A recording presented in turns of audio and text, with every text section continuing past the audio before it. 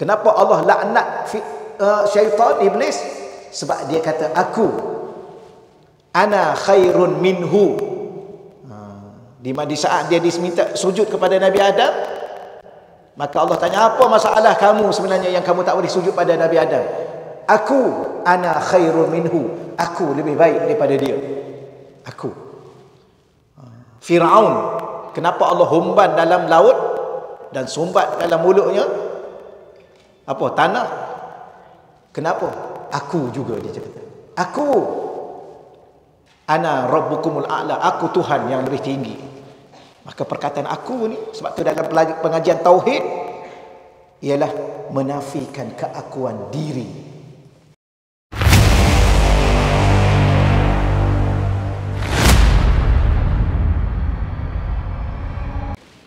A'udzu billahi minasyaitonir rajim. Bismillahirrahmanirrahim.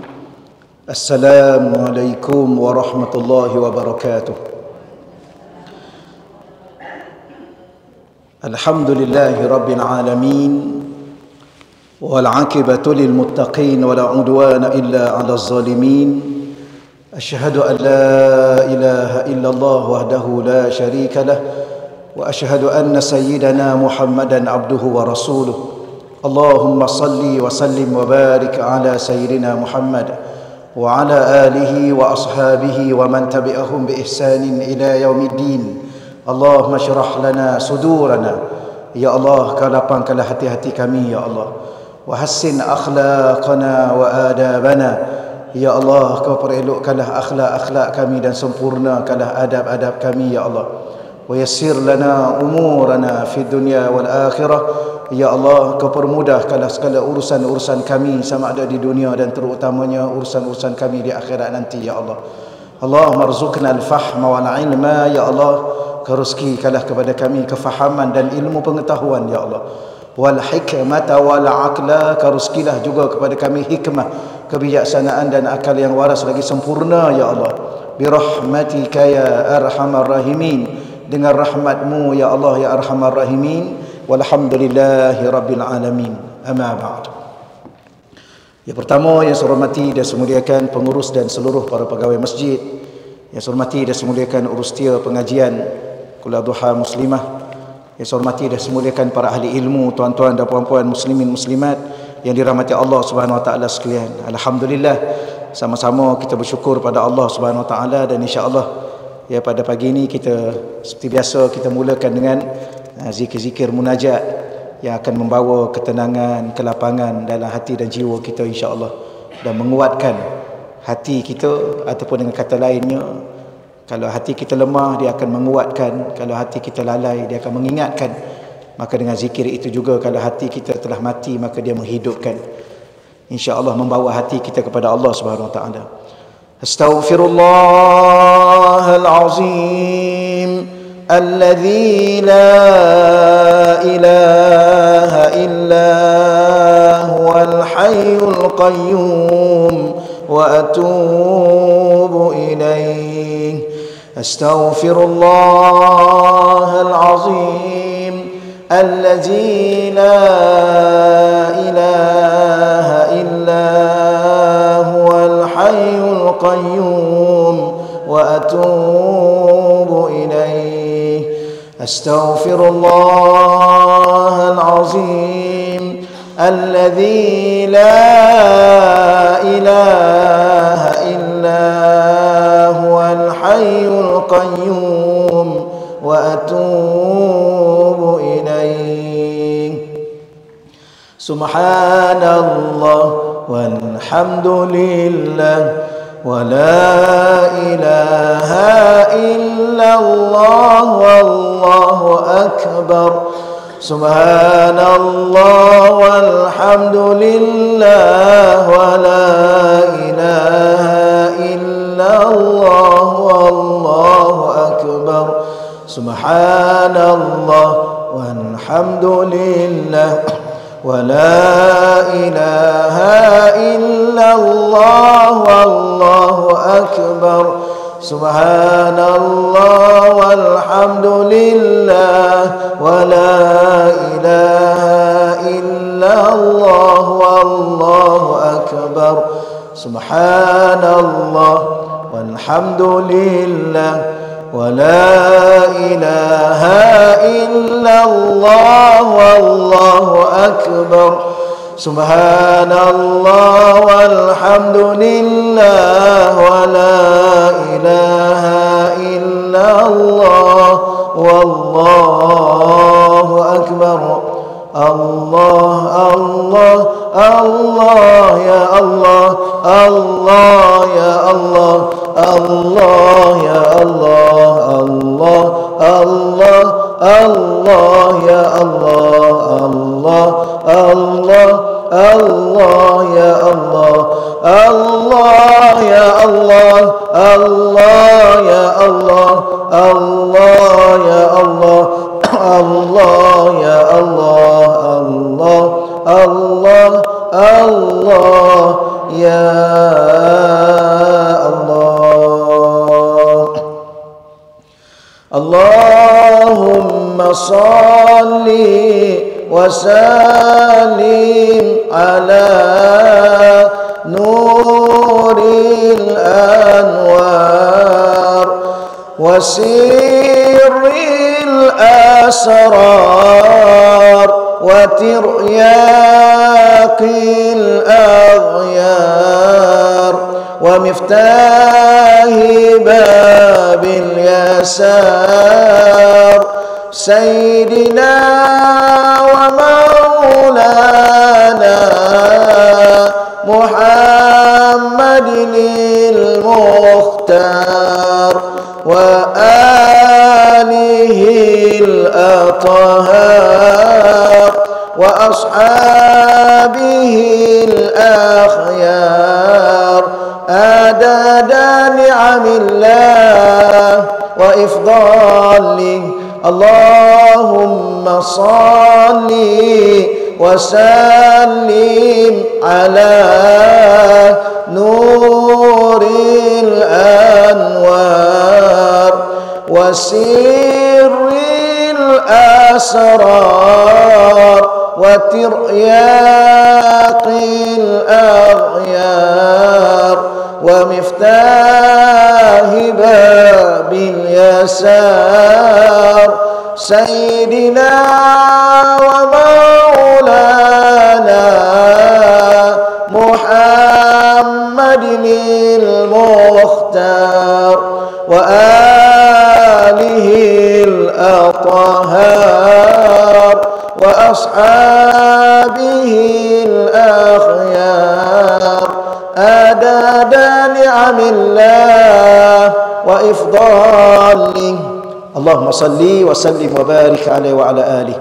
InsyaAllah pada pagi ini muka surat 109 kita masih lagi berbicara berkaitan dengan para arif billah dan makna keesaan Allah.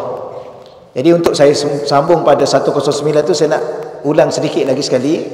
Ia berkaitan dengan di luar sana atau mungkin dari kalangan tuan-tuan dan puan-puan, orang-orang yang dipilih oleh Allah Subhanahu wa taala untuk menjadi orang-orang yang disebut atau digelar berada pada kedudukan arif billah, orang-orang mengenal Allah. Dan bagaimana orang yang mengenal Allah ini memahami makna keesaan Allah Subhanahu wa taala. Jadi saya ulang balik ya insya-Allah. Di sana terdapat hamba Allah yang telah mencapai maqam arif billah. Mereka menghayati makna keesaan Allah yang sangat mendalam dengan penyaksian mata hati atau disebut syuhudul qalbi.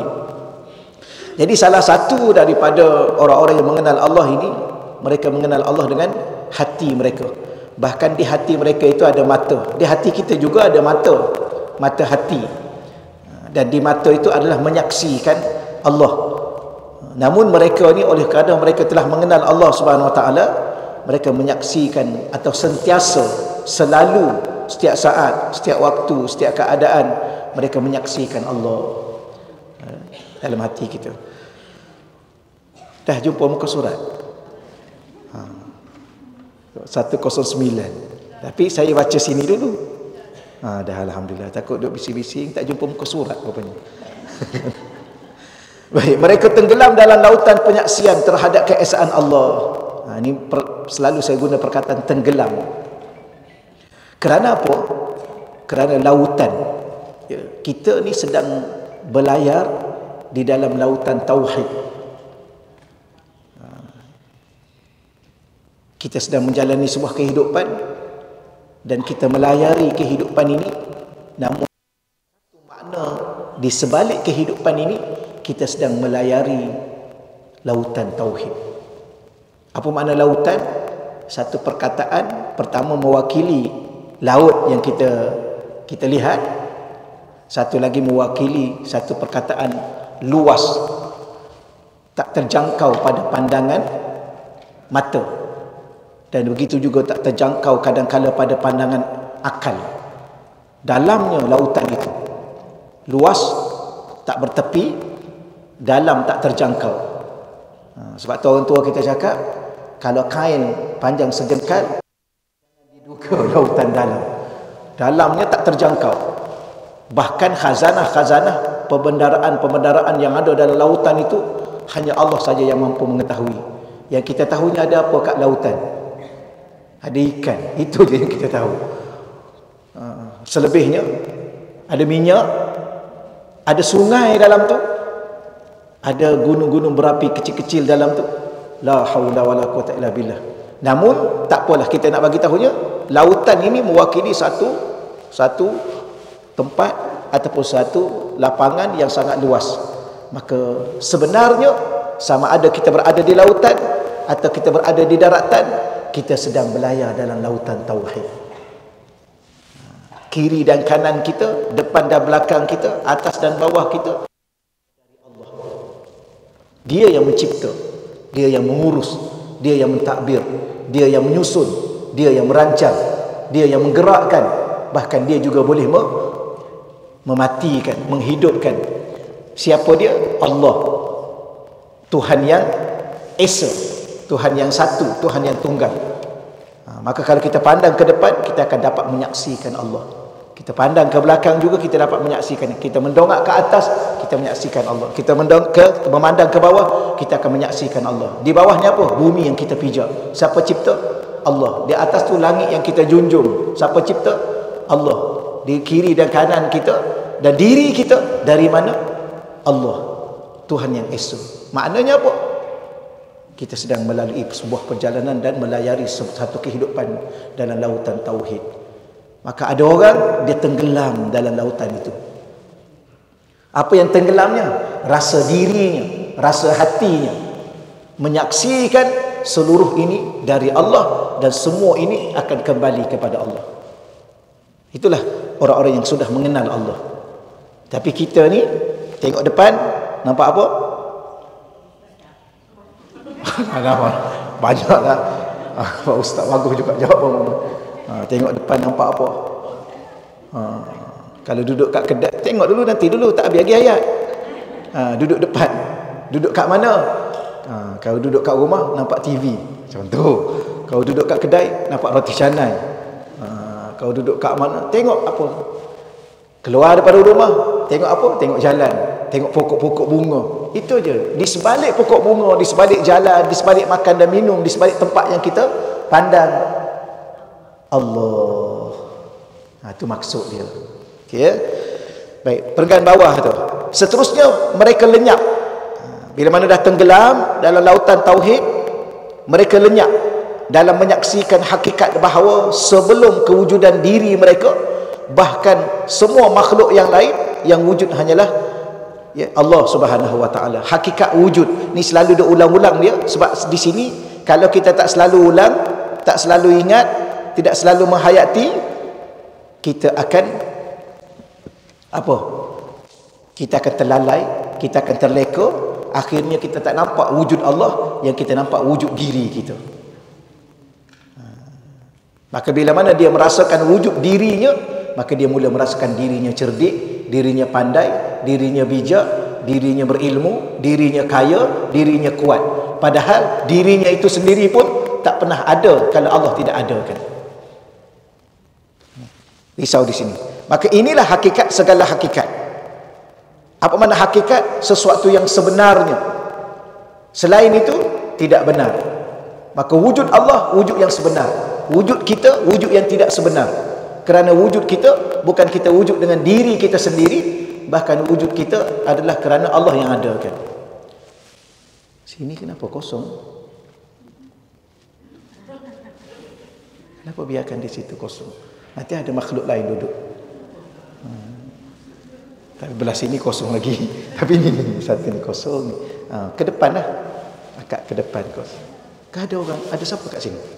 Oh, selalu Akak Hana tu kat sini. Oh, dapat kawan situ je. Tak apa, jangan biarkan kosong gitu. Ke depan. Salah satu sunnah baginda Nabi-nya, ni sebab ni muslimat. Kita ni menumpang je. Duduk di tepi belah muslimat. Jadi ataupun biar itu kan. Ya. Allah, jangan biar hatimu kosong daripada Allah.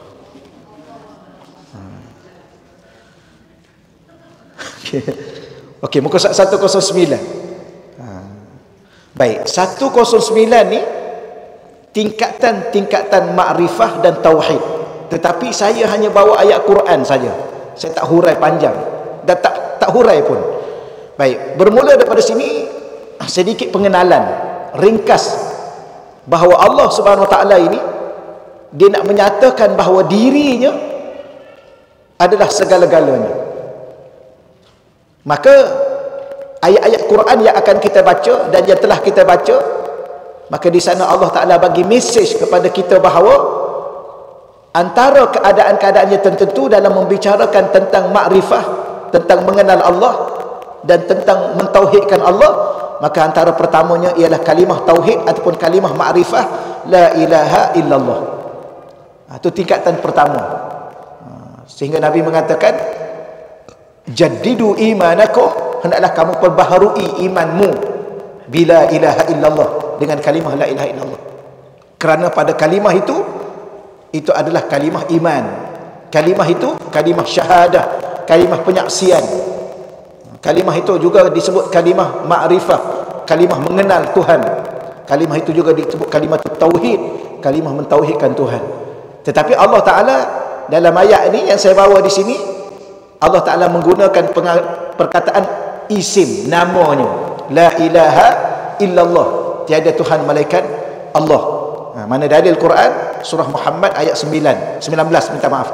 A'udzubillahi minasyaitonirrajim. Fa'alam, maka ketahuilah, kenallah, annahu, bahawa sesungguhnya la ilaha, tidak ada Tuhan yang berhak disembah illallah, malaikat Allah. Itu selalu diterjemah la ilaha illallah, tiada Tuhan yang berhak disembah melainkan Allah. Wastaghfir li dzambik, dan mohonlah ampun bagi dosamu. Walil mu'minin, dan dosa bagi orang-orang yang beriman. Wal mu'minat, orang-orang yang lelaki beriman dan orang perempuan yang beriman. Baik, tengok ayat ni kan, dia memulakan dengan fa'alam, ketahuilah. Fa'alam tu daripada kalimah ilmu. Hendaklah engkau berilmu, engkau mengetahui. Kalau tak tahu, engkau kena belajar ilmu itu. Apakah ilmu yang kamu kena belajar dan kamu kena tahu? Bahawa sesungguhnya tiada Tuhan melainkan Allah. Maknanya kena belajar mengenal Allah, kena belajar mentauhidkan Allah, kena belajar menghayati kehidupan ini dan lalui hidup ini dengan tauhid. Okeylah, ke depan tu sikit. Kena cerita lagi. Allah itu ismuz zat, nama kepada diri Allah.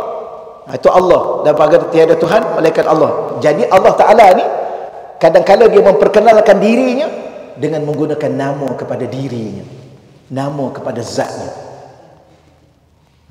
Okay. Baik, muka surat 110. Kadang-kala Allah menggunakan perkataan la ilaha illa hu, tiada Tuhan malaikat dia. Jadi huwa ni boleh ada dua, ataupun setengah ulama kata ada tiga. Pertama, dia adalah kata kepada Allah. Kata ganti nama. Kata ganti nama di sini pula kata ganti nama diri ketiga. Ya. Kalau kita belajar bahasa Arab dinamakan dhamir ghaib. Dhamir kata ganti nama. Ghaib ialah kata ganti nama yang mewakili orang yang tidak ada dalam majlis kita ni. maka kita guna dia. Itu satu.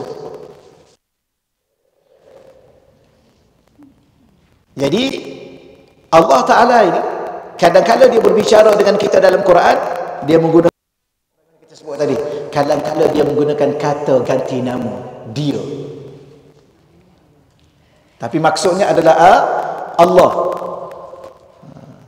Makna kedua, setengah ulama berpandangan huwa itu juga nama Allah. Huwa itu salah satu daripada nama Allah. Tiada Tuhan melainkan dia, Allah. Yang ketiga, ada ulama mengatakan dhamir itu ialah satu perkataan yang merujuk kepada diri dalam kita, jiwa dalam kita. Maka Allah di dalam hati kita. Dalam bentuk bagaimana? Rasa. Rasa apa kepada Allah? Rasa beriman, rasa bertauhid, rasa bertakwa, rasa ikhlas, rasa segala-galanya dengan Allah. Itu beberapa perkataan memberi makna huwa. Okay, jangan salah faham ni. Saya ulang balik ni. Pertama, huwa itu kata ganti nama kepada Allah dalam ayat ni. Setengah ulama kata huwa itu juga nama Allah. Dan salah satu makna dhamir ialah sesuatu yang ada di dalam jiwa kita. Kalau orang Arab, bukan kalau kita lah, kalau orang Arab ni kalau dia bercinta, dia cakap apa kat kekasih dia? Anti dhamiri, engkau adalah jiwaku. Wow. Dhamir, jiwa, sesuatu yang ada kat dalam diriku. Ya? Tak pernah cakap kat suami macam tu. Cakap bahasa Melayu lah. Wahai suami, engkaulah jiwaku, engkaulah zahirku, engkaulah batinku, engkaulah jasadku, engkaulah ruhku. Menyampah. Tapi kalau kita cakap kat suami menyampah, kita nak suami cakap kita kat kita kan? Wahai sayang, nak suami cakap. Wahai kekasih, nak suami cakap. Nak cakap kat suami jadi menyampah pula. Ni mesti tak berapa okey ni. Okey, stop situ. Nanti masuk tajuk lagi. Tapi siapa yang nak bagi tahunya, dhamir itu salah satu makna yang ada di dalam. Maka sudah tentulah Allah. Allah. Dari sudut apa yang saya sudah ulang-ulang sebelum ni, rasa. Maka Allah pada rasanya di dalam hati kita. Rasa wujud Allah, rasa besarnya Allah, rasa agungnya Allah, rasa kasihnya Allah, rasa maha baiknya Allah dengan kita. Jadi orang yang pada asasnya ni tengok keadaan perbahasan tahu. Kadang-kala ada perbahasan-perbahasan tertentu, kalimah la ilaha illallah itu adalah kemuncak tauhid. Ada setengah ulama juga mengatakan la ilaha illallah itu permulaan tauhid. Dia tengok keadaan maqam seseorang. Ada orang mengatakan kemuncak tauhidnya Allah sahaja. Allah sahaja. Kenapa? Karena Allah itu disitulah namanya, disitulah sifatnya, disitulah perbuatannya, disitulah nama kepada zatnya, segalanya di situ. Tapi Allah ni kadang-kala dia menggunakan perkataan hu tadi. Mana dalil Quran yang kita baca Allahu la ilaha illa hu. Dan kalau sambung lagi huwal hayyul qayyum. Boleh insya-Allah ya. Jadi hidup ni sebenarnya pada zahir namanya, pada batin jiwa semuanya dia dengan Allah. Okey, selesai. Tu ayat tu kursi tu selalu duduk baca. Muka surat 112.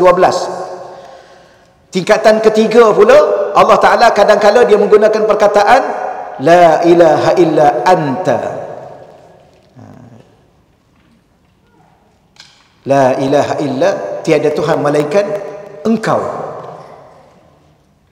Tiada Tuhan melainkan engkau. Anta ni juga dhamir. Yang pertama tolong catat, anta ni juga adalah dhamir. Dhamir apa? Dhamir mukhatab. Dhamir kata ganti nama diri kedua. Apa makna mukhatab? Dhamir yang kita bercakap dengan dia. Awak, engkau, kamu. Maknanya apa? Orang itu ada di hadapan kita.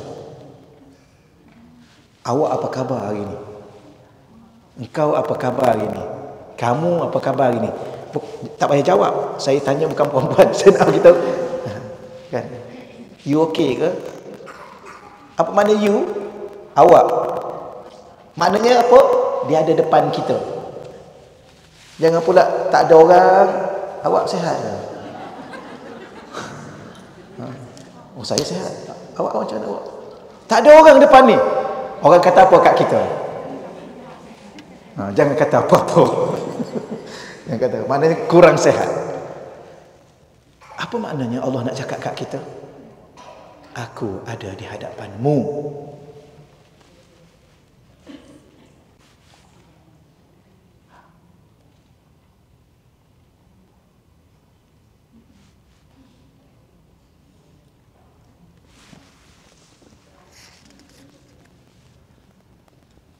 Kalau kamu faham, kata Allah, aku ada di hadapanmu.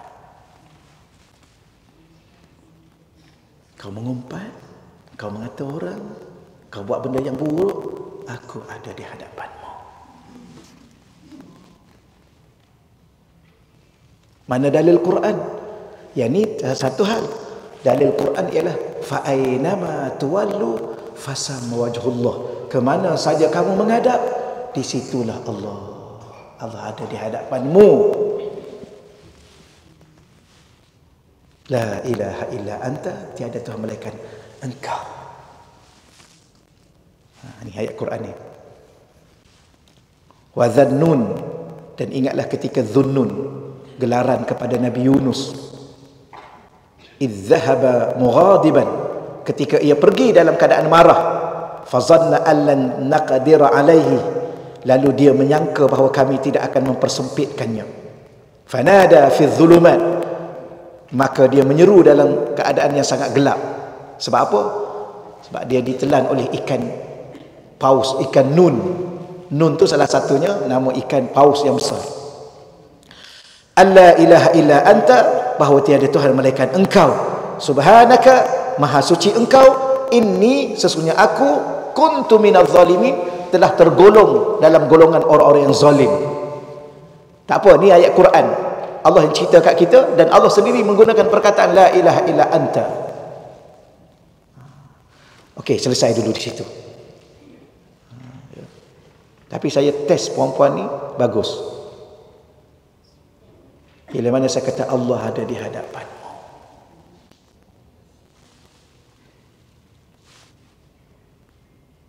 semua diam. Bagus perempuan. Maka selepas ini, hati-hati. Di saat tuan-tuan dan puan-puan mengumpat di hadapan Allah, aku ada di hadapanmu.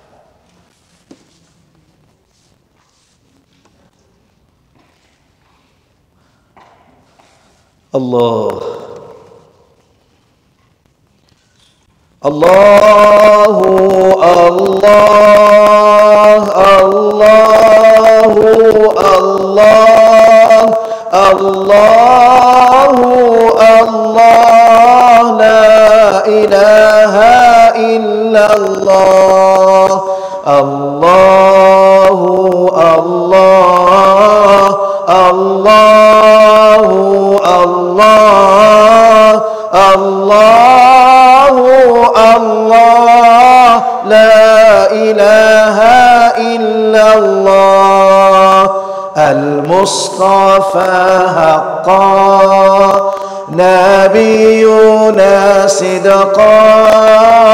Al-Mustafa haqqan, نبينا صدقا هو شافع الخلق يوما أرضي على الله الله الله الله الله الله الله لا إله إلا الله اللهم صل وسلم وبارك عليه وعلى آله. Allah. Betul, ada setengah-setengah ulama mereka duduk, ada satu cara je mereka duduk tahiyat akhir. Kenapa? Kerana itulah duduk yang terbaik di hadapan Allah. Kenapa? Kerana mereka menghayati bahawa mereka sentiasa di hadapan Allah dan Allah sentiasa berada di hadapan mereka.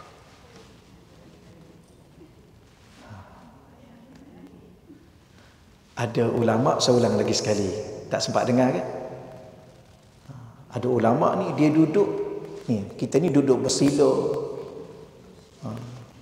duduk atas kerusi, duduk menyandar. Ada ulama ni, saya tak ingat ada nama dia sepanjang hidup dia duduk macam tahiyat akhir, macam dalam solat seketika membaca tahiyat akhir. Jadi ada dua duduk yang terbaik depan Allah. Duduk yang dinamakan duduk yang tawarruk, satu lagi duduk yang iftirashi. Duduk pada membaca tahiyat awal dengan tahiyat akhir. Tahiyat awal dengan tahiyat akhir. Itulah duduk yang terbaik di hadapan Allah. Sebab tu duduk tu dipilih di dalam solat. Maka ulama ni dia duduk itu aja. Sebab apa? Dia tahu Allah ada di hadapannya. Tapi kita ni kena tengoklah. Ya, kalau dah mula sakit lutut, susah dah kita nak duduk macam tu. Tapi selagi mana kita lutut kita tak sakit, cuba duduk gitu. Sebab itulah duduk yang terbaik di hadapan Allah. Kira ya. Baik. Muka surat 113. Ayat ni lagi dahsyat. La ilaha illa ana. Tiada Tuhan melainkan aku. Ana, aku. Mana dalil Quran dalam surah Toha ayat 14. Ni ayat ni selalu saya ulang-ulang juga pada tuan-tuan dan puan-puan. Dan tuan-tuan dan puan-puan pun sudah baca, sudah faham, sudah hayati. Ya, innani. Di situ tu kalau kita belajar bahasa Arab, cuba kita sebut innani, sesungguhnya aku. Atau ada satu perkataan inna ni sesungguhnya, ni itu aku, ana aku. Ada dua.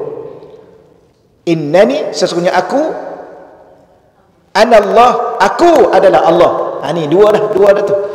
La ilaha illa ana, tiada Tuhan melainkan aku. 3. Fa'budni, sembahlah aku. Wa aqimis salah, dan dirikanlah salat. Li zikri, untuk ingat aku. Berapa? 4. Kelima. Innani, pertama, sesungguhnya aku, anallah, aku adalah Allah. 2. La ilaha illa ana, tiada Tuhan melainkan aku. 3. Fa'budni, sembahlah aku. 4. Wa aqimis salah, dan dirikanlah solat. Li zikri, supaya kamu ingat aku. 5.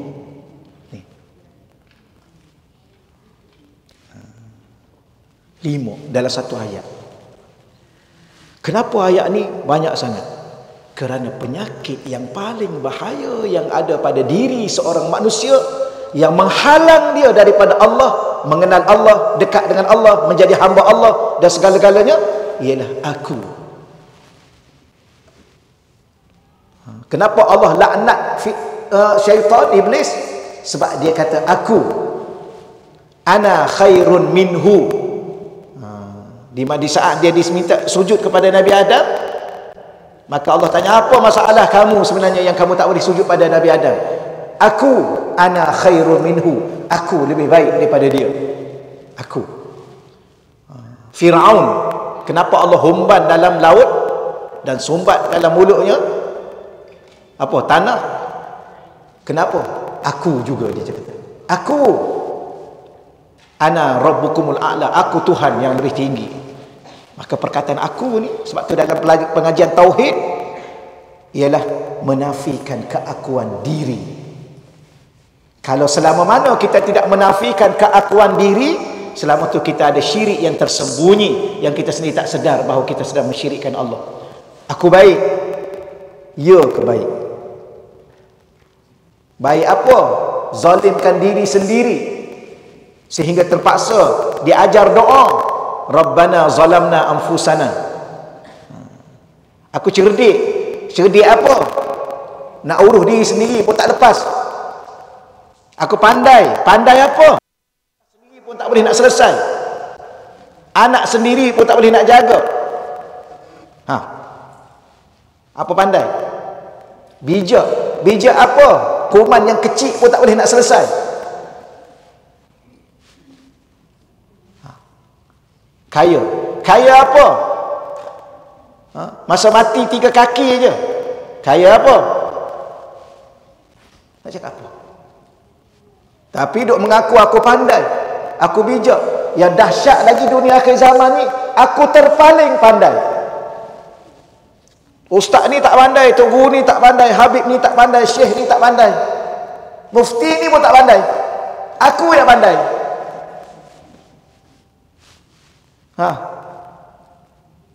Betul kan? Aku pandai.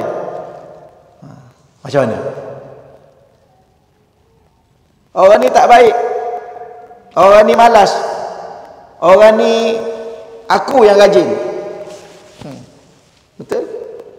Ni dunia yang ada hari ni.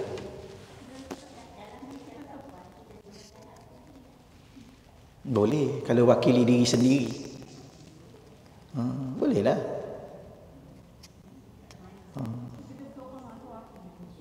Boleh kalau dengan Allah. Ya Allah, aku cakaplah. Ya Allah, aku bijak. Sebab tu aku tak dengar cakap engkau. Boleh. Boleh je. Kenapa pula gelak? Gitu kan?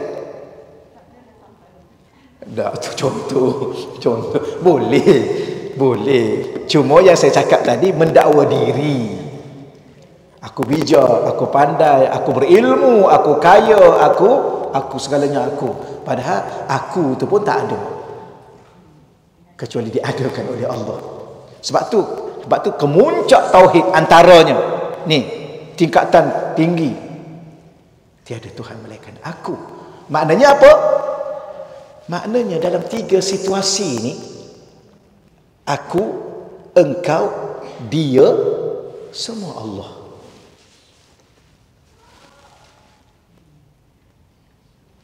Ada satu dialog lah, ulama buat analogi, tapi ialah orang-orang yang mengenal Allah ni, mereka ni aulia-aulia, mereka ni kadang-kadang ada pengalaman kerohanian dengan Allah. Tapi ni saya buat contoh tau. Dia kata aku mengetuk pintu untuk aku bertemu dengan Allah. Ni bahasa tau, bahasa kiasan. Jangan salah faham ni. Waktu kadang-kadang susah juga nak bercakap. Saya kadang-kadang saya nak cakap tapi saya stop tu, saya diam tu. Tu ada benda yang saya rasa tak boleh nak cakap secara umum. Bukan salah, tapi takut salah faham. Jadi ada ulama dia ketuk pintu untuk dia menghadap Tuhan. Pintu apa? Pintu hati. Maka Allah bertanya, siapa? Aku. Pergi. Ni analogi ni, dia nak cakap apa ni, jangan salah faham tuan-tuan sekalian. Tapi saya yakin dengan tuan-tuan yang ada kat sini, saya yakin yang ada kat dalam online ni. Yang dalam online ni dia ada 2. Satu yang nak mengaji, satu yang tunggu salah. Dia tunggu kita salah. Tunggu je. Dia ambil. Kita dah mengajar 1 jam setengah, dia ambil 2 saat. Ni manusia-manusia tak bertanggungjawab ni. Ya. Kadang-kadang saya nak doa juga orang yang macam ni. Doa apa? Tunggu kita doa. Dia ambil video kita, dia cut sikit-sikit. Memang tujuan jahat, dia nak downgrade kita. Dia ingat dia boleh downgrade orang. Kan? Dia tak sedar dia sedang mendowngradekan diri dia sendiri. Ya. Allah ada di hadapanmu. Apa yang kamu buat Allah tahu. Ya. Bukan tuan-tuan ni, yang dalam. Yang baik alhamdulillah, terima kasih. Yang baik. Yang duk tunggu ustaz ni dah cakap apa ni? Ustaz ni cakap apa ni? Ada. Kalau dia betul-betul alim tak apa.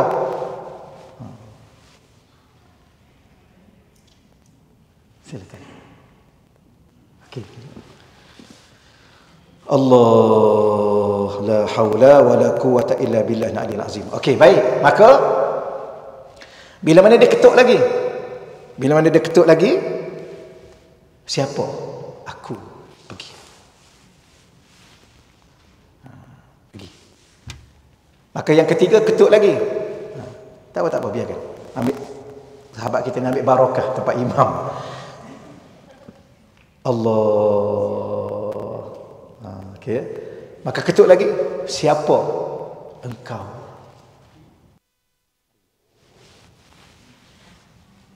Apa nak cakap apa analoginya? Bahawa di saat kita menafikan diri kita, ketika itu Allah menerima kita. Tapi selama mana kita mengakui diri kita, aku pandai, aku bijak, aku berilmu, aku kaya, Allah tolak kita semua. Kerana aku itu ada sebenarnya yang berhak bercakap aku Allah. Sebab tu dalam satu ayat ni 5. Innani sesungguhnya. Kalau kita terjemah saya boleh juga, ana tu saya. Innani sesungguhnya saya. Ana saya. Anallah, saya adalah Allah. La ilaha illa ana, tiada Tuhan melainkan saya. Fa'budni, sembahlah saya.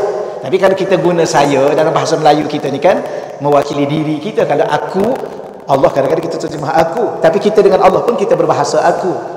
Tak apa, walau bagaimanapun kita dah faham. Dalam situasi apa, dia, engkau, aku, Allah. Kenapa Allah sebut begini? Allah nak menafikan hanya dia. Inilah tauhid. Yang kita pandang, yang kita dengar, yang kita rasa, yang kita sentuh, apa pun adalah Allah. Boleh? Jadi sekarang ni Allah tak, kita berbicara tentang Allah dalam situasi apa pun, maka Allah hantar seorang insan yang duduk depan. Maka ketika itu di mana hati kita, dengan Allah atau dengan dia?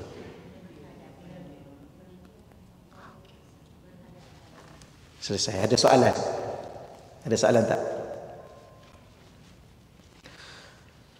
La ilaha illallah, la ilaha illallah, la ilaha illallah, Muhammadur Rasulullah, la ilaha illallah, la ilaha illallah, la ilaha illallah, Muhammadur Rasulullah, la ilaha illallah, la ilaha illallah, la ilaha illallah, Muhammadur Rasulullah. Ya Allah, ya Allah,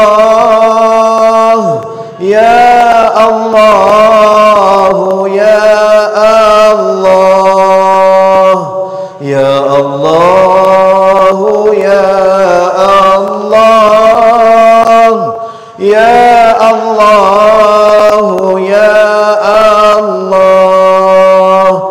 Ya Allah, ya Allah, ya Allah, ya Allah, ya Allah, ya Allah.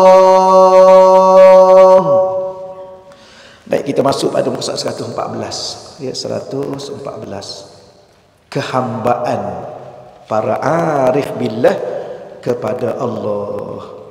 Kenapa kita bincang tajuk ni? Supaya kita dapat meniru, menuruti, menjadikan contoh bagaimana orang-orang yang sudah mengenal Allah dari sudut kehambaan mereka kepada Allah. Baik, para arif billah, mereka merealisasikan makna dalam menunaikan dan menyempurnakan diri sebagai hamba dalam sebuah penzahiran akan kehambaan kepada Allah dengan penghayatan bahawa diri mereka adalah daripada Allah, dicipta, dihidupkan, digerakkan, dan semuanya adalah dengan Allah. Saya ulang balik ya, orang-orang yang arif billah ini mereka merealisasikan makna. Baik, setiap kata ada makna, setiap apa yang kita pandang ada makna, yang kita dengar ada makna. Cuma dalam perkataan bahasa Melayu kita ni apa ya? Ada sesuatu yang kita kena faham secara tersirat di sebalik bicara, di sebalik kata, di sebalik apa yang kita lihat, yang kita pandang, yang kita dengar, yang kita rasa. Contoh kita solat, apa ada pada qiyam? Apa ada di sebalik rukuk? Apa ada di sebalik sujud? Apa ada di sebalik bacaan-bacaan itu? Apa sebenarnya? Berinteraksi dengan Tuhan.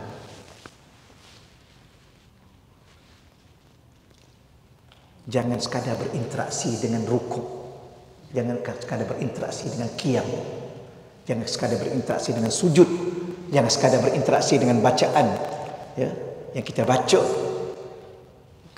Kita sedang berbicara dengan Tuhan. Kita sedang mempersembahkan diri kita kepada Tuhan. Kita sedang berada di hadapan Tuhan. Itu solat. Okey? Tapi kerana apa kita sampai hari ini tak khusyuk-khusyuk? Kita, saya sama. Kenapa tak khusyuk? Sebab kita berinteraksi dengan solat. Duduk dengan solat. Dah solat, dah. Selesai dah, selesai. Berapa rakaat? 2. Kalau subuh, 3 kalau maghrib. Dah, cukup 3, cukup. Lepas tu jadi apa? Jadi apa? Jadi orang lah, balik. Bukan jadi hamba. Maka setiap solat itu memperbaharui kehambaan kita. Rasa diri kita. Makin rasa hamba, makin rasa hamba, makin rasa hamba. Takkan dalam solat berapa kali sujud? 1 rakaat, 2 kali sujud. Kalau 4 rakaat 8 kali sujud. Kalau dah 20 tahun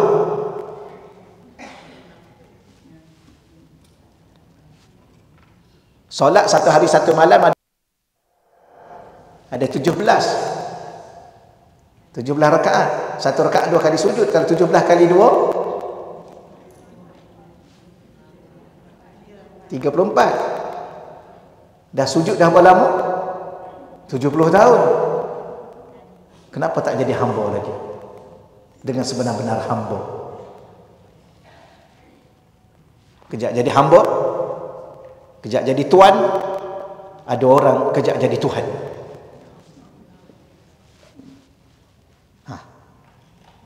Sebab kita sekadar berinteraksi dengan rakaat, kita berinteraksi dengan rukuk dan sujud.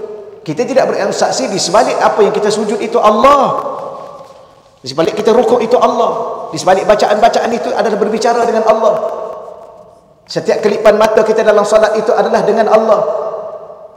Setiap denyutan jantung kita yang kita solat itu pada awal takbiratul ihram sampai akhir bagi salam itu semuanya dengan Allah. Tapi kenapa susah sangat jadi hamba Allah?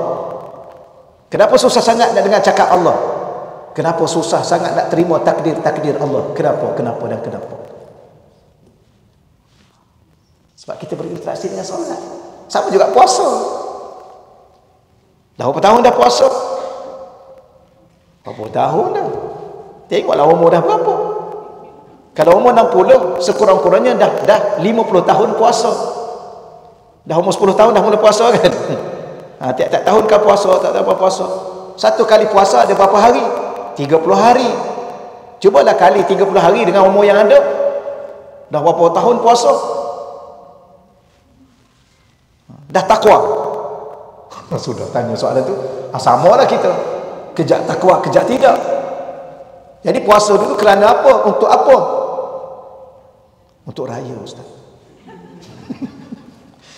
Kalau tak puasa malu nak raya. Kalau ada puasa, kalau puasa semangat sikit beli baju raya. Masa pergi beli baju raya tu buat-buat penat. Tuan kedai pun tanya, puasa ya? Puasa lah ni. Oh, bangga cakap kat orang kita puasa. Buat apa? Buat nak beli baju raya. Baru ni korban. Korban apa baru ni? Korban lembu, kambing, unta, kibas, kerbau. Apa? Dah mati dah kerbau tu, lembu tu. Kita. Jadi sebab tu salah satu, ada saya tulis, saya hantar setengah-setengah orang tu saya tulis. Ada korban syariat. Ada korban tarikat, ada korban hakikat. Mengorbankan seluruh diri kita. Apa maknanya? Menyembelih sifat-sifat yang ada pada diri kita. Kita ni nampak korban kambing, korban lembu. Macam mana nak korban lembu? Sembelih dia. Sebenarnya itu satu simbolik, kita kena menyembelih diri kita sendiri. Sebab tu asal korban tu sembelih Nabi Ismail. Kenapa Allah Subhanahu Wa Taala minta Nabi Ibrahim alaihissalam menyembelih anaknya? Siapa anaknya? Nabi Ismail. Nabi Ismail itu apa? Orang. Itu simbolik yang kita kena faham. Sembelih. Apa yang nak kena sembelih dia? Keakuan diri. Sembelih diri. Kerana apa? Kerana sudah nampak dalam hati itu ada pergantungan pada manusia, ada kasih dan sayang hanya kepada manusia. Lepas tu Siti Sarah pun berkorban, Siti Hajar berkorban. Tapi kita tiap-tiap kali kan, ni Ustaz ni nak masuk tajuk lah tu, dia cakap Siti Sarah. Saya pun pelik, kadang-kadang saya tanya, pelik. Sebuah kisah pengorbanan. Kisah apa? Kisah keluarga yang menjadi contoh hingga akhir hayat kita, akhir zaman, akhir dunia ni. Korban. Contoh. Kita ingat Allah nak tunjuk contoh pengorbanan Nabi Ibrahim berdepan dengan Namrus, berdepan dengan masyarakatnya yang kufur, yang sembah berhala. Ya juga yang tu. Tapi cerita dan kisah yang kita pakai, kisah apa dia panggil? Bukan dong, gimana jangan cakap gitu. Ini kisah Quran puan. Tapi kita nak kata apa? Kisah tu kisah kekeluargaan. Maknanya isteri kena banyak berkorban, suami kena berkorban, anak-anak kena berkorban kalau nak jadi hamba Tuhan.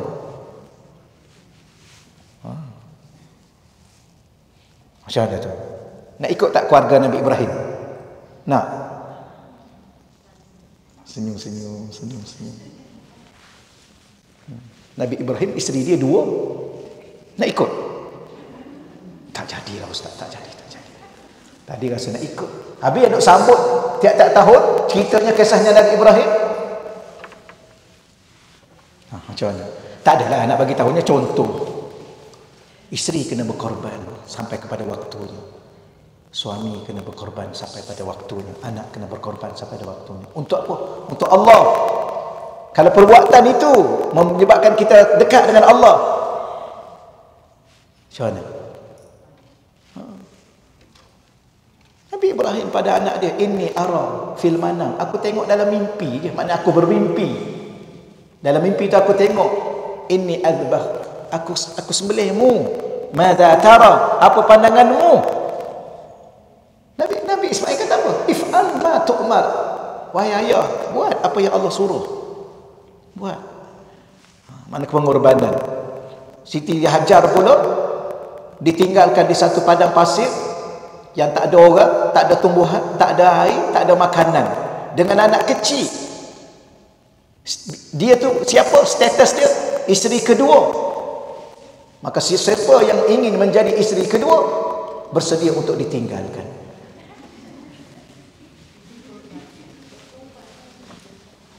Dikorbankan. Apa yang dikorbankan? Perasaannya. Kalau tak bersedia tak payah. Boleh bayang tak? Tapi dengan pengorbanan itu Allah hadiahkan melalui dia ketua Nabi, ketua Rasul, kekasih Allah. Dahsyat. Hadiah yang Allah bagi melalui Siti Hajar, dapat Nabi Ismail, daripada Nabi Ismail dapat Nabi Muhammad, ketua kepada segala Nabi, ketua kepada segala Rasul, kekasih Allah. Tak bangga dia. Tapi Siti Sarah ni pula, bila mana dia korban, dia bagi suami dia ke orang ni, dia dapat anak namanya Nabi Ishak. Majoriti Nabi-Nabi dan Rasul-Rasul keturunan dia. Tak bangga. Itu hadiah sebuah pengorbanan. Macam ni.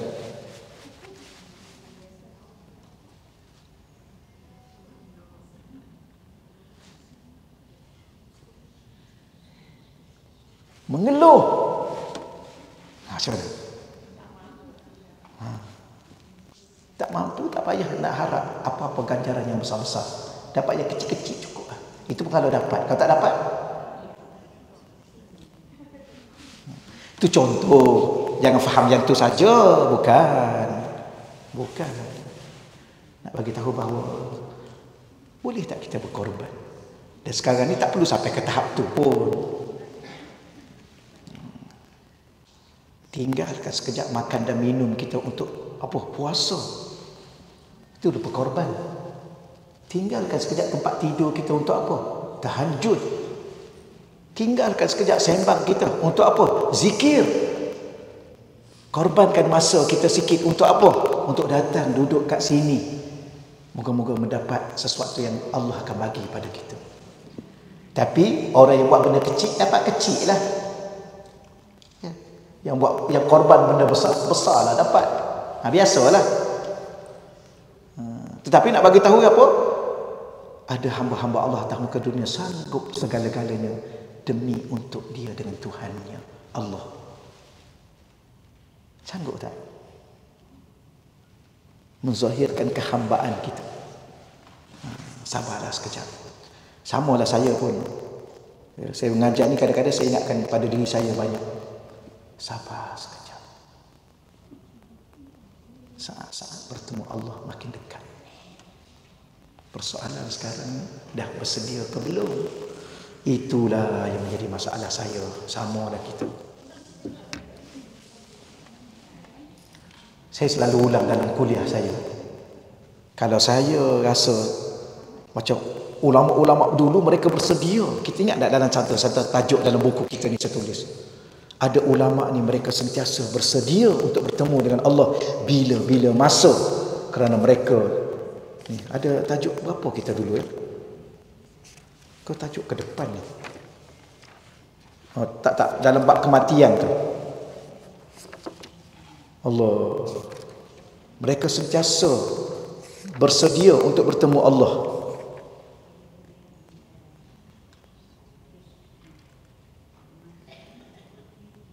Muka surat 48 tu.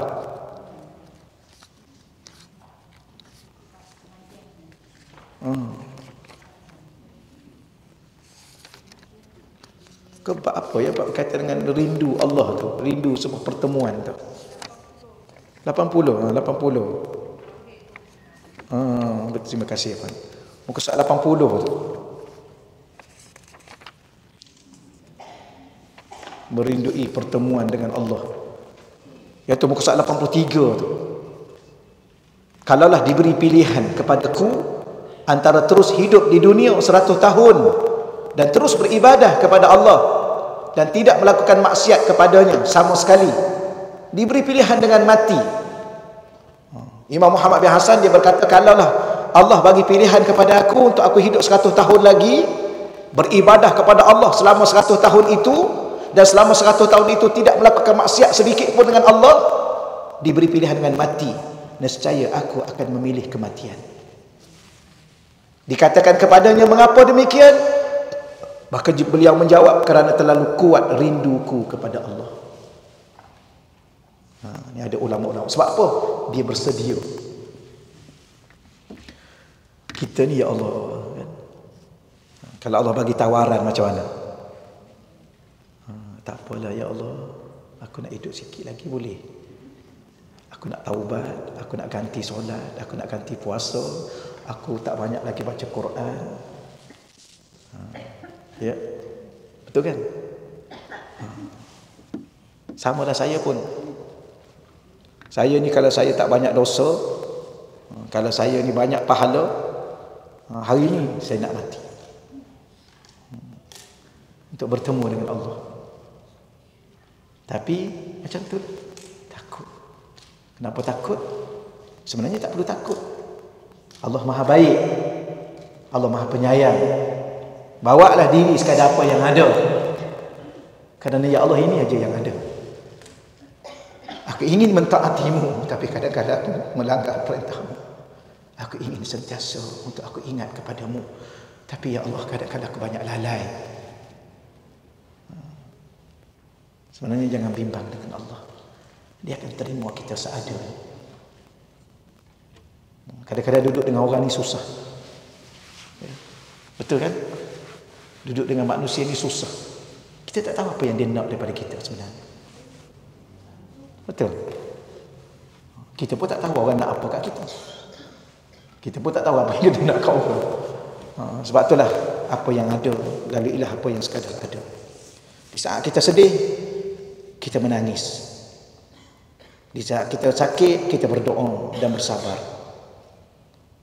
Di saat kita sihat, kita bersyukur. Di saat kita kecewa, bawalah diri sementara ke mana-mana. Nikmati kekecewaan. Tidak ada manusia yang setia sebenarnya. Yang setia hanyalah Allah menemani kita di saat kita sedih, kita kecewa, kita sakit.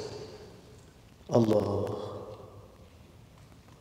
Sebab itulah, moga-moga dalam hati saya, dalam hati tuan-tuan, dalam hati kita, kita letak hanyalah Allah. Tapi bila mana kita letak Allah dalam hati kita, Allah menguji jiwa dan hati kita.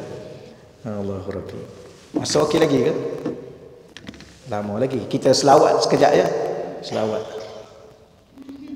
Salatullah salamullah ala taha rasulillah. Salatullah salamullah ala yasin habibillah. Salatullah salamullah ala taha rasulillah. Salatullah salamullah ala yasin habibillah. Salatullah salamullah ala yasin habibillah. Tawassalna bismillah ala rasulillah wa kulli mujahidin lillah bi ahlil badri ya Allah. Salatullah salamullah ala rasulillah. Salatullah salamullah ala yasin habibillah. Semoga Allah Subhanahu Wa Taala menyambungkan hati kita dengannya melalui junjungan baginda Nabi kita Muhammad sallallahu alaihi wasallam. Allah.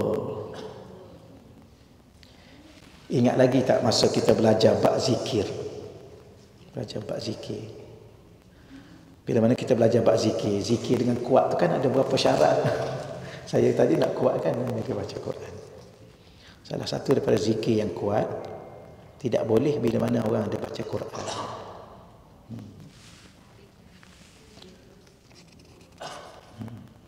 Baik, kita teruskan di sini.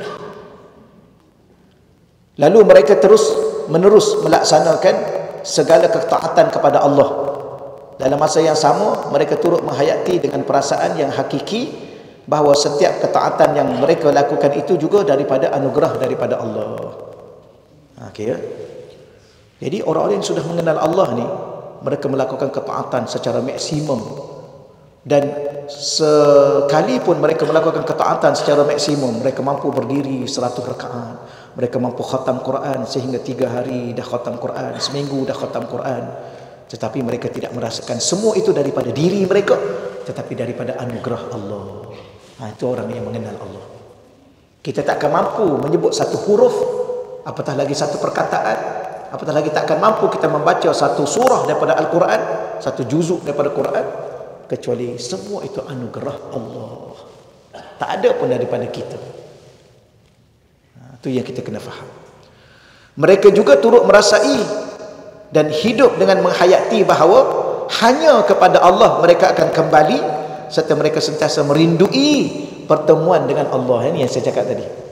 Rindu pertemuan dengan Allah. Ya Allah, bilalah aku nak jumpa denganmu. Setiap hari mereka rindu. Dan mereka, mana bukti kerinduan mereka? Bukti kerinduan mereka ialah mereka solat lepas 2 rakaat, lepas 2 rakaat, lepas 2 rakaat mereka solat. Tak penat, bukan masalah penat, tapi masalah kerinduan. Orang yang merindui ini, dia tak kira lah penat atau tidak. Macam puan-puan dulu kan, tuan-tuan dulu kan. Dia panggil apa dia? Dating ya. Tunggu kekasih. Begitu bersemangat. Tidak ada sedikit pun wajah-wajah yang menampakkan penat. Senyum. Tak sampai lagi dah senyum. Okay. Rupanya lepas 1 jam, lepas 1 jam tak sampai. Penuh. Bila mana sampai, dia tanya, dah lama ke? Tak, baru sekejap. Begitulah. Kerana apa? Kerana pertemuan itu walaupun sesaat cukup untuk merabat kerinduan. Maka sebab itulah lepas 2 rakaat, ulama-ulama lepas 2 rakaat, bangun lagi 2 rakaat, bangun lagi 2 rakaat, bangun lagi 2 rakaat. Kita dengar mereka ni sampai 300 rakaat. Kenapa? Kerana rindu.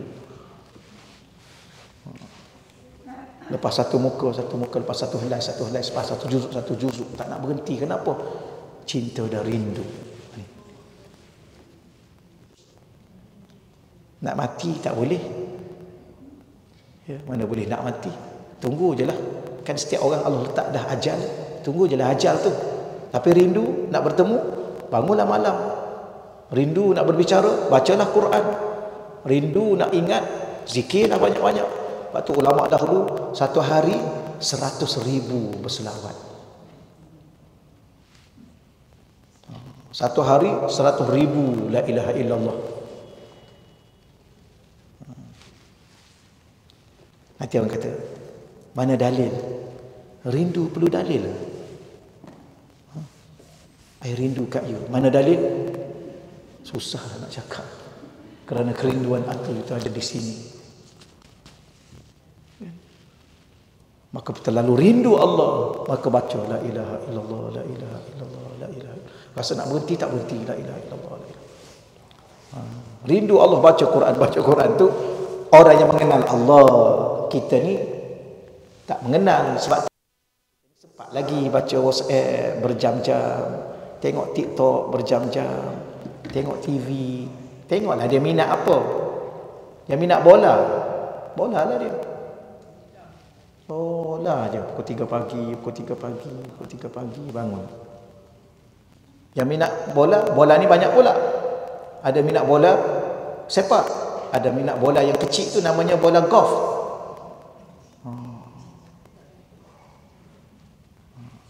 Pukul tengok bola tu.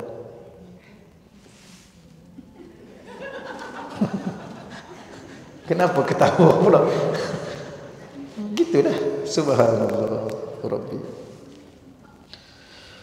Allah.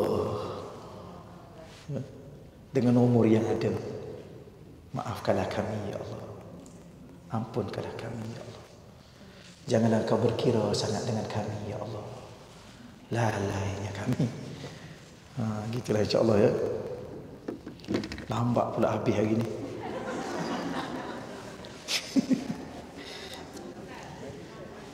Ya. Apa? Tak apa. Okey, silakan.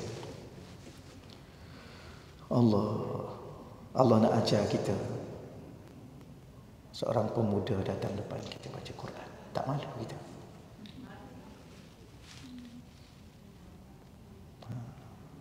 Allah. Okey, muka surat 115. Saya ni dalam 2 minggu, 3 minggu ni saya tak sihat. Saya tak sihat, saya penat. Tak sihat tu bukan tak sihat zahir. Zahir pun tak sihat, batin pun tak sihat, jiwa tak sihat. Penat.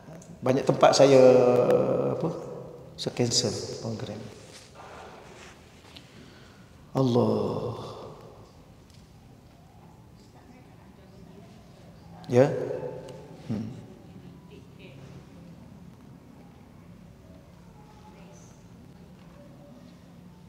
Kadang-kadang kita ingat kat mak kita. Mak yang dah meninggal. Ingat kat mak meninggal. Saya juga rasa nak meninggal.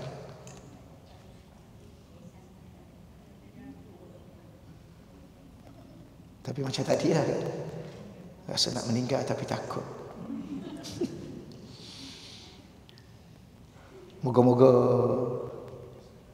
kita nak meninggal bukan kerana beban yang kita tanggung, tapi kita nak meninggal kerana kerinduan dalam jiwa dan hati kita pada Allah.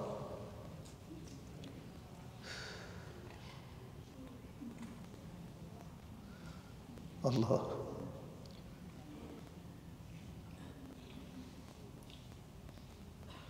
Dia kadang-kadang dia datang, tapi harap-harap kerinduan yang datang kepada Allah itu kerinduan yang benar.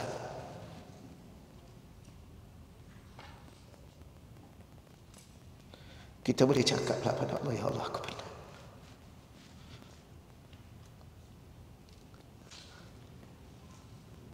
Moga-moga Allah hadiahkan dalam hati saya, dalam hati tuan-tuan dan puan-puan, dalam hati anak-anak kita kerinduan kepada Allah dan kerinduan kepada Rasulullah sallallahu alaihi wasallam. Saya selalu pesan, ya, kalau susah sangat kita nak rindu Allah, rindulah Rasulullah.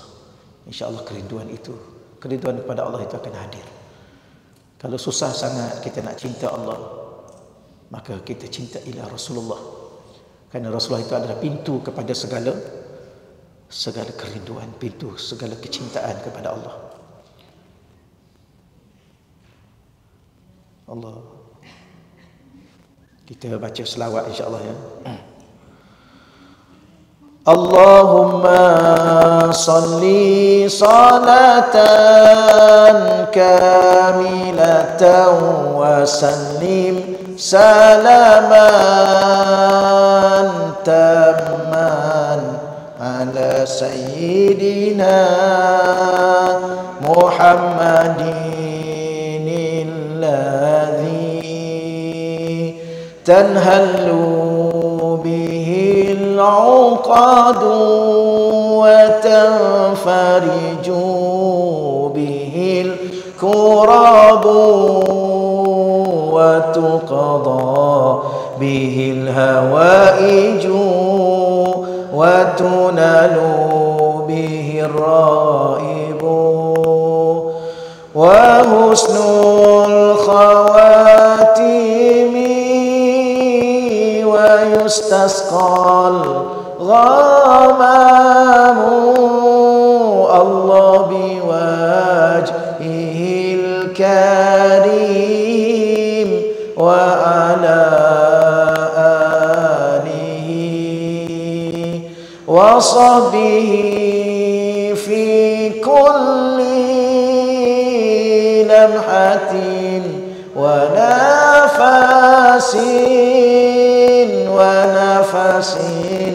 بعدد كل معلوم لك اللهم صل صلاة كاملة وسلم سلاما تاما على سيدنا محمد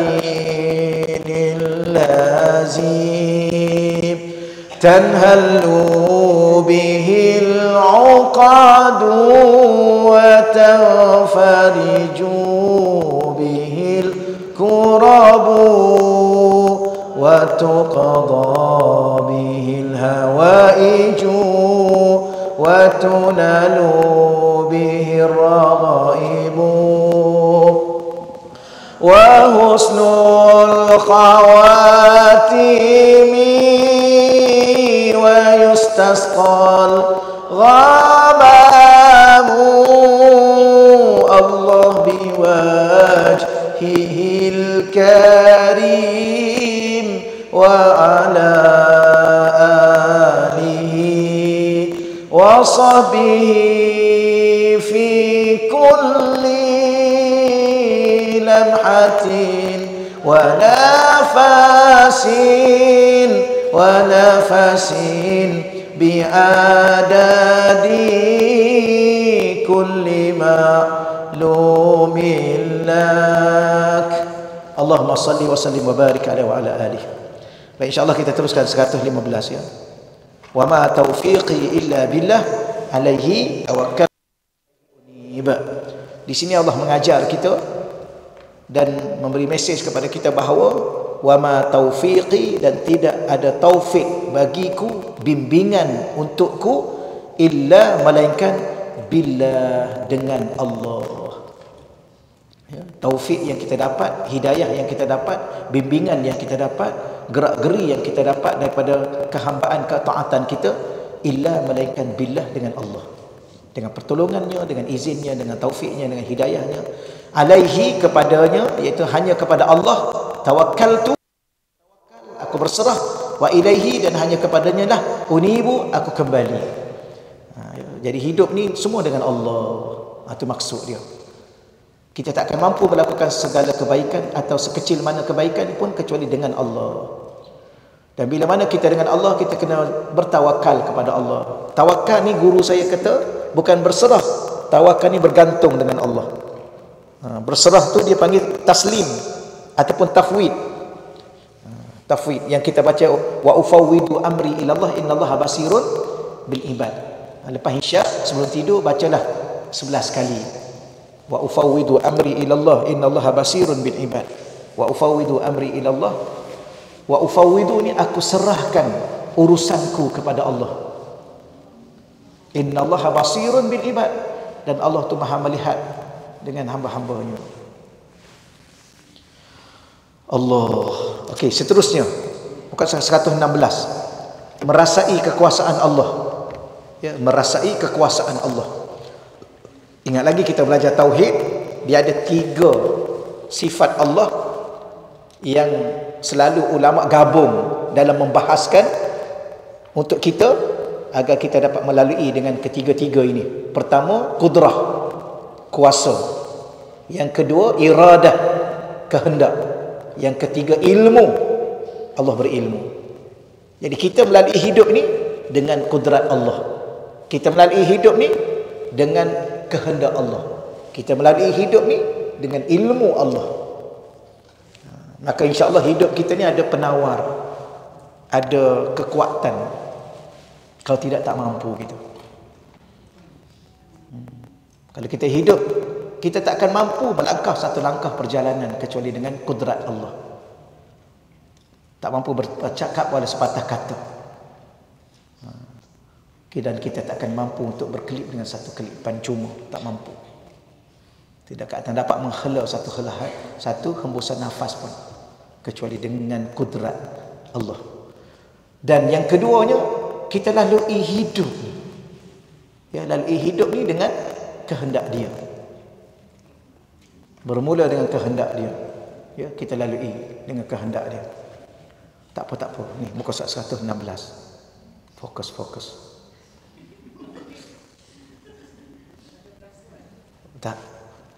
Tak ada gangguan, kita yang terganggu. Mana ada gangguan orang baca Quran? Ya? Nak umat? Tak apa, baca dulu. Orang datang baca Quran bukan gangguan. Betul ya? Yang kata orang baca Quran ganggu. Mana ada orang baca Quran ganggu? Kita yang ganggu. Kita yang ganggu diri kita sendiri.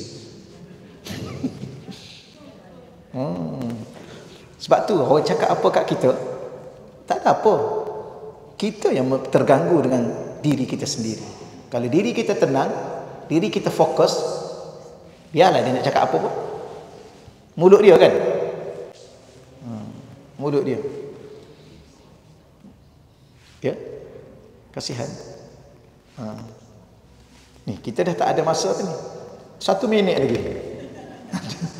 Tadi rasa lambat nak habis. 1 minit lagi. Tak apa, kita bacakan datang tajuk ni. Cuma saya cerita tajuk dulu. Ya, jadi hidup kita ni semuanya dengan kudrat Allah. Tak berlaku satu kelakuan, tak terbuat satu perbuatan, tak terkata satu perkataan. Semua dengan kudrat Allah. Jadi kadang-kadang kita nak marah pada orang buat sesuatu pada kita. Dia tak akan boleh buat sesuatu kalau Allah tak bagi dia kudrat. Cuma kenapa kadang-kadang Allah hantar seseorang yang mulut dia laser kat kita? Sebab Allah nak test kita. Kita terganggu tak dengan dia? Kalau kamu sudah dengan aku, tak mungkin kamu terganggu dengan selain aku. Ini bermakna kamu belum betul-betul dengan aku, kata Allah. Alah, macam kita duduk dengan kekasih kita lah kan. Kita duduk dengan kekasih, duduk minum dengan kekasih. Pernah kan? Kan tak pernah? Tak pernah, rugi ya. Sebab tak tahu ni nak cerita ni. Duduk dengan kekasih, sembang. Apa berlaku kiri kanan? Peduli apa? Mesti ada orang akan cakap kat kita. Tengok dua tu macam duk merpati. Tengok dua tu. Alah, gelap pula dah. Orang duk cakap kat kita. Peduli dia. Yang pasti kita menikmati kita dengan kekasih kita. Kita sedang berbicara kepada Allah. Kita sedang berbicara tentang Allah. Maka kita seronok dengan bicara kita tentang Allah. Kita zikir mengingati Rasulullah. Kita zikir mengingati Allah. Maka segala kiri dan kanan kita tidak ada lagi. Tetapi bila mana ada berlaku kiri dan kanan kita, depan dan belakang kita, maka kita mengambil apa? Berarti kita tidak fokus pada Allah. Betul kan? Apa? Nak menghadap kamera? Dah nak. Okey. Okey, baik. Macam mana? Boleh tak? Jadi masalah sekarang saya pun sama, kita pun sama. Bila mana kita terganggu dengan kata-kata orang, kita terganggu dengan perbuatan orang, kita terganggu dengan apa saja makhluk yang sekeliling kita ni, berarti hati kita belum cukup sempurna dengan Allah. Bila nak sempurna hati kita dengan Allah? Yang dahsyat lagi, yang memalukan lagi, bawa semua yang kita peduli itu dalam solat, sehingga tak peduli dengan Allah, peduli dengan selain Allah. Masa bila? Masa solat. Dahsyatnya hati kita dengan Allah. Umurnya dah 60, dah 70. Nak tunggu umur berapa? Ha? Subhanallah. La haula wala quwwata illa billah. Macam mana? Macam mana kalau saya dengan tuan-tuan kita meninggal hari ini? Apa nak jawab dengan Allah?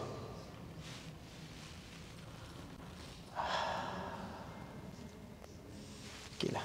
Gitulah. Masa pun dah habis dah. Dah lebih dah masa rugi dah. Jadi setakat tu dahulu, insya-Allah ke depan nanti 116 insya-Allah ya.